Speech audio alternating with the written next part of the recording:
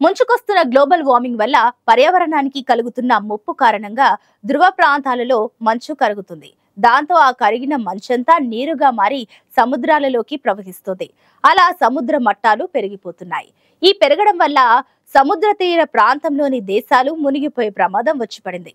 ప్రతికూల మార్పుల కారణంగా ముంచుకొస్తున్న జల ప్రళయాలను తప్పించుకునేందుకు ఆ సమస్యను సృష్టించిన సముద్రంలోంచి పరిష్కారాన్ని వెతుక్కుంటున్నాయి సదరు దేశాలు. నీటి ఉపరితలాన్నే నగరాలుగా మార్చుకునే ప్రయత్నాలు మొదలయ్యాయి. ఇందులో భాగంగా ప్రపంచవ్యాప్తంగా పలు దేశాలు సముద్రాలపై నగరాలను నిర్మించేందుకు ప్రణాళికలు రూపొందించుకుంటున్నాయి. ప్రస్తుతం ప్రపంచంలోకెల్లా తొలిసారిగా దక్షిణ కొరియాలోని బూసాన్ నగర తీరంలో నీటిపై తేలియాడే నగరాన్ని నిర్మిస్తున్నారు. ఇందుకోసం బూసాన్ మెట్రోపాలిటన్ నగరం, ఐక్యరాజ్య సమితి, ఆవాస సంస్థ, న్యూయార్క్స్ కు చెందిన ఓషనిక్స్ కంపెనీ మధ్య ఒప్పందం కుదిరింది. ఫ్లోటింగ్ సిటీ నిర్మాణ పనులు జోరుగా సాగుతున్నాయి. ఈ నగరం తయారైతే ఈ తరహా నిర్మాణం ఇదే మొదటిది కానుందని చెబుతున్నారు.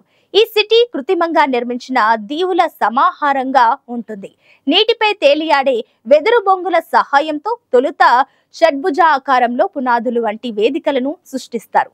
అవి అలల ధాటికి కొట్టుకుపోకుండా సముద్ర గర్భంలో శాశ్వతంగా ఉండే విధంగా పడవలకు వేసినట్టుగా పకడ్బందీగా లంగర్లు వేస్తారు.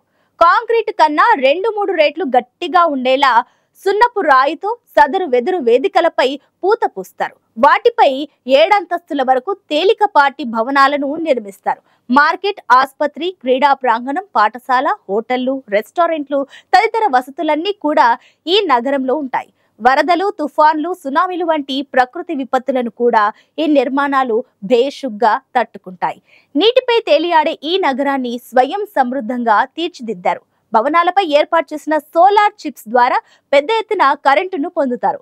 ఆ ప్రాంతంలో నివసించే జనం అవసరాలకు సరిపడా విద్యుత్తును సౌరశక్తి ద్వారానే ఉత్పత్తి చేస్తారు. ప్రజలు తమకు కావలసిన ఆహారం, తాగునీటిని కూడా నగరంలోనే తయారు చేసుకునేలా ఏర్పాట్లుంటాయి. అంతేకాదు, అక్కడ వ్యవసాయం పనులు కూడా జరుగుతాయి. మట్టి అవసరం లేకుండా గాలిలో తేమ ఆధారంగా మొక్కలను పెంచే వీలు కల్పిస్తారు. దీనిని ఏరోఫోనిక్స్ విధానం అంటారు. హానికరం కాని బ్యాక్టీరియాను ఉపయోగించుకొని మొక్కలు, చేపల పెంపకం చేసే ఆక్వాపోనిక్స్ అనే విధానం కూడా ఇక్కడ ఉపయోగిస్తారు. ఈ 2 విధానాలను అనుసరించి నగర ప్రజలు సొంతంగా ఆహారాన్ని ఉత్పత్తి చేసుకోవాల్సి ఉంటుంది. ప్రతి ప్లాట్ఫామ్ కింద బోనులుంటాయి. వీటిలో సీ ఫుడ్ ను పెంచుకోవచ్చు.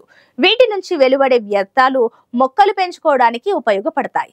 ఆకుకూరలు, కూరగాయల సాగుకు అనుకూలంగా ఏర్పాటు చేస్తున్నారు.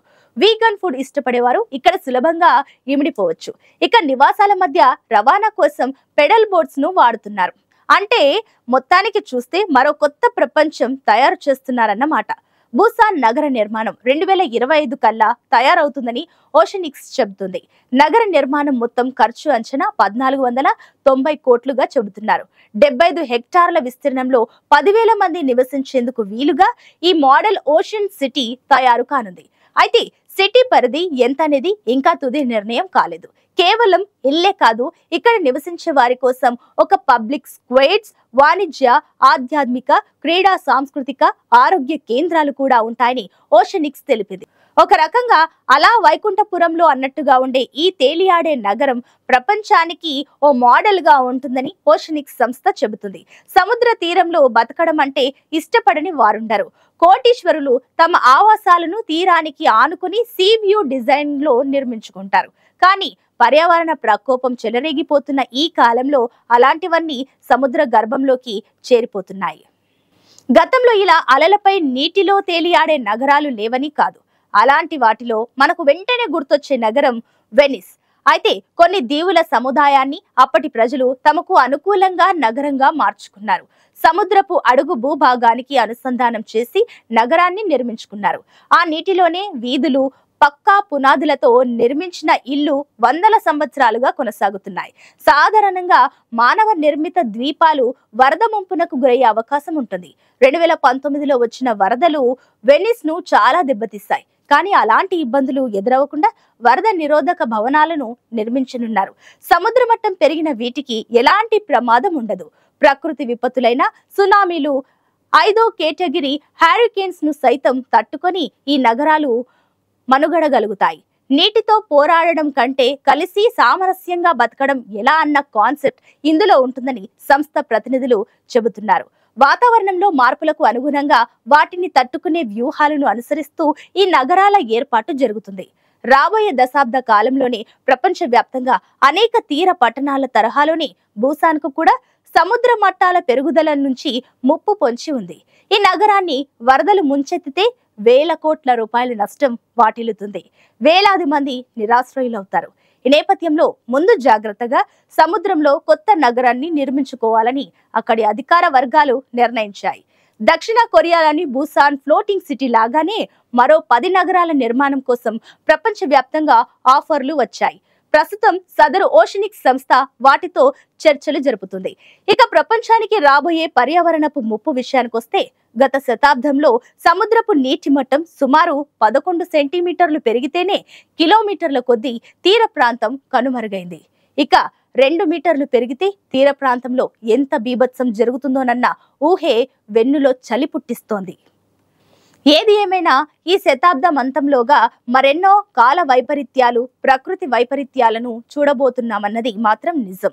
పరిశ్రమలు, వాహనాలు, యంత్రాల నుంచి వెలువడే carbon dioxide, methane, nitrous oxide లాంటి వాయువులు భూపరితల వాతావరణంలో వలయంలా ఏర్పడ్డాయి. ఈ వలయం భూమి నుంచి బయటకు వెళ్లాల్సిన ఉష్ణోగ్రతను బంధించేయడాన్ని గ్రీన్ హౌస్ ఎఫెక్ట్ అంటారు. దీనివల్ల భూ ఉష్ణోగ్రతలు పెరిగిపోయి వాతావరణం వేడెక్కుతుంది. దీన్నే గ్లోబల్ వార్మింగ్ అని చెబుతారు. పోర్టులు, రిగ్గులు, హార్బర్ల కారణంగా సముద్రంలో సహజ సిద్ధంగా ఉన్న నీటి గమనంపై ప్రభావితం చూపుతున్నాయి. దీనివల్ల ఇసుక ప్రవాహానికి అవరోధం ఏర్పడి కొన్ని తీరాల్లో మేట వేయడం, మరికొన్ని తీరాలు కోతకు గురవడం జరుగుతున్నాయి. దీంతో పాటు వరదలు, హిమానీ నదుల నుంచి నీటి ప్రవాహం పెరుగుతుండడం వల్ల సముద్ర మట్టం పెరుగుతుంది. అదేవిధంగా తీరం కోతను నియంత్రించేందుకు అనేక అవకాశాలున్నాయి. దీనిపై చాలా అధ్యయనాలు జరిగాయి. ఆ ప్రాంత తీరం భౌగోళిక సముద్ర పరిస్థితులను అనుసరించి వివిధ పద్ధతులను అవలంబిస్తుంటారు. అయితే ఇన్ని సమస్యలకు కారణమవుతున్న గ్లోబల్ వార్మింగ్, వాతావరణ మార్పుల నుంచి విముక్తి కలగాలంటే భూతాపాన్ని తగ్గించే పనులు చేపట్టాలి. వాతావరణ మార్పుల ప్రభావాన్ని ఎప్పటికప్పుడు లెక్కగట్టడానికి అత్యాధునిక పరిజ్ఞానాన్ని సమకూర్చుకోవడం పైన ప్రజలు, పాలకులు మరింత దృష్టి పెట్టడం అవసరమని అధ్యయనాలు చెబుతున్నాయి.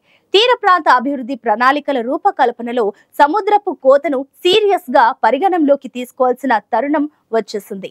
వాతావరణ సమతుల్యత పోవడంతో కొత్తగా వాతావరణ వైపరీత్యాలు చెలరేగిపోతున్నాయి.